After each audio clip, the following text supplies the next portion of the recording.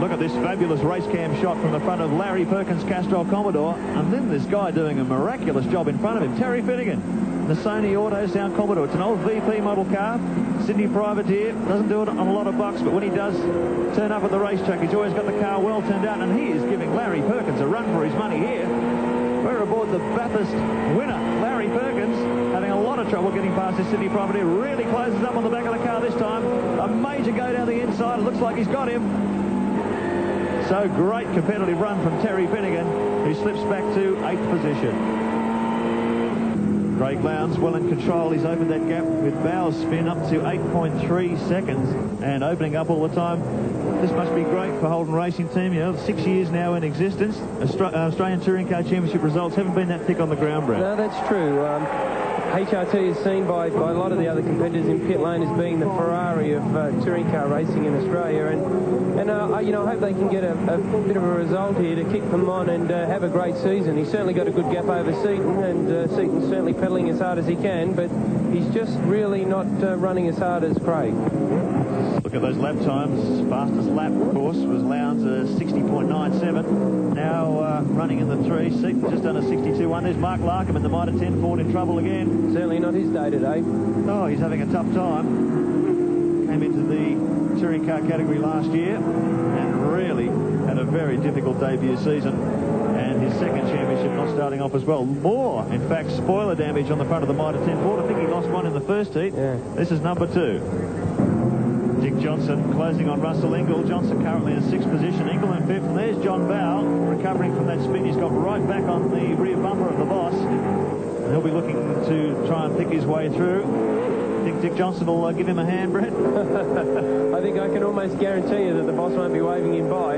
Now, he'll have to fight for every inch of the road, but this looks like being quite a dice here. Dunlop Race Cam takes the board. There's John Trimble in trouble. That's the new Sahara Desert down the end of turn 1 there. Mark Scape's terrific crash there beginning of last season. They've put in some terrific safety measures down at turn 1. We take Dunlop Race Cam again with Johnson. He's right up behind Russell Ingall. Very impressive opening touring car championship round for Russell Ingall. There's nothing here in straight line speed. You notice Ingall just give the brakes a touch here. Just a bit of a security touch with the left foot just to make sure that you still have got brakes before you jump on them. And there's really nothing between these two cars in a straight line. I guess this turn 2 is just so critical to your lap speed. That's why maybe people have been spinning off there, because they really give it everything. And it's really one of the very few places you can pass on this new circuit. So you've really got to try so hard there. And as you said, that's one of the reasons that you just go off. Mark Scaife and Peter Brock in deep discussion there. You think they're talking about Glenn Seaton? I'd say there's a fair chance of that, Brett. Very good one. Stephen Richards, meanwhile, comes into the pits, car 32, the Valvoline Cummins Commodore, and by the wide girth he's taking there, he's turning into pit lane. Very disappointing for Stephen. He's a great little competitor. Everything he turns his hand to, he does very, very well at. It's great to see Cummins and Valvoline get behind him and get him in a V8. I'm sure in time he's going to be a front runner, no doubt about that. 5.5 laps to go for Craig Lowndes, our race leader. He hasn't put a foot wrong. And Glenn Seaton in trouble too, car 30. Look at the front spoiler, he's torn that off. He's bitten the dust. We did see some body damage on the car from the beginning of the race. He's going very, very slowly. Look at the wheel. He's got a flat tyre. He's punctured a tyre. Now, of course, that'll be great for the Coke team. That will move Neil Crompton up to 2nd position.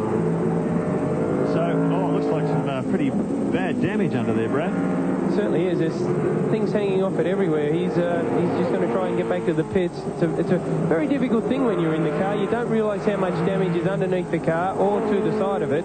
So you just try and get it back there. You keep your eye on the gauges. Oh, man, keeping your eye on the action. Look at this. Dick Johnson's getting very, very serious about Russell Ingall, as Dunlop Race Cam shows you. Has a look on the outside. He's made up that little bit of real estate that Ingall had on him on the last couple of laps, right up behind the wing of the Castrol Commodore. Let's see if he goes for the big move into turn 2. Gee, Dick's really puffed up here. Just can't quite do it. They're so close, aren't they? The performance of these two cars. Dick's obviously getting out of there a little bit better, as Russell is now well aware of. Sounded like he was right off the gas, waiting for Ingall's car to get in the straight line. Up to 190 kilometres an hour. Hard brake right on the right-hand side of the circuit. Across through this difficult part. You watch the back of Ingall's car as he's coming out of the corners and it's sliding around. His tyres are probably just got that grease easy feel about him at this point in time. Oof. Slow car there. Greg Crick. Alcare Commodore. Greg Crick slowing down. 4 laps to go. Puncher as well. Oh, puncture tyre. So Glenn Seaton not the only man with damaged rubber. Same side too. Yeah. Neil Crompton holds down second position. 3 laps to go, but there's Alan Jones closing up in his rearview mirror. Great start from the pack leader racing team. First time out in these Stone Brothers Mill Falcons. And Jones has got the lights on. I reckon he'd have the eyes on too, Brett. He certainly would. You know when they've got the lights on, the heads down, that they mean business. And Jonesy would be chasing a result. He'd, it's a great job the Stones have done with his car. Bridgestone tyres. His car's looking pretty good on the circuit. But must say, so's the Coke car. Their times are very similar. Jones is just a touch faster. Oh, he's a bit of action. Yeah, John Bow's got in front of the boss. As Dunlop race cam shows you, Bow there will set off in pursuit of Ingle. But these two shell cars running as a duo really haven't made that much of an impression, have they? Neil Crompton in second position. Boy, if he can bring this one home, that'll put him on the front row for the final heat under lights. But gee, he's going to have to fight for this every inch of the way. Alan Jones closing in on the bumper of the Coke Commodore. 2 laps to go. No shortage of horsepower either from the pack leader Ford. No, the cars are definitely strong. And Jones is just a couple of tenths faster than Crompton. So it's going to be an interesting couple of laps. Oh, he's gone down the inside. Talk about interesting. There's going to be fisticuffs here. They're going to touch it. Jones goes round.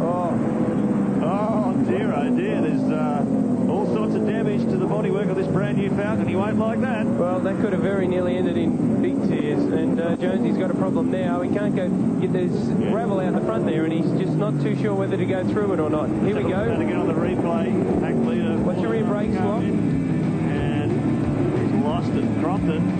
You can see the flame out there. He's off the throttle. Just turning the front end. He managed to survive. But Jones now lost that third position. Very easy mistake to make. They've run down the inside into that corner, and Crompton's just held his ground, and Jonesy's going just a bit too fast. Here's our leader. There's our race leader, Craig Lowndes, on his final lap. 10.6 seconds, the gap over Neil Crompton. He's absolutely streeting it here. And the truth of the matter is he's really looking after his tyres. You know, it's a great win. He's having a bit of look up now to see if he can see second, which he can't. And, you know, the mobile car is doing a fantastic job. Well, he said to me yesterday it was just so important for him to get out there, get consistent fast laps in and start winning motor races. And, boy, this is a pretty good start to the season for Craig Lowndes. Russell Ingall will, of course, move up to third position after Jones' spin. Lights on, like cat's eyes almost. The red lenses on the HRT Commodore. And Lowndes is just absolutely on his own. Daylight in second as he swings it back onto pit straight for the final time. The grandstand have been right behind this youngster. 21-year-old Holden hero, and the guy who looks like he's got a huge career ahead of him. Onto pit straight for the final time. The grandstand stand and cheer as Craig Lowndes brings it across the line. Fist out of the window in jubilation and takes victory in Heat 2, Round 1 of the Shell Australian Touring Car Championship. A great win.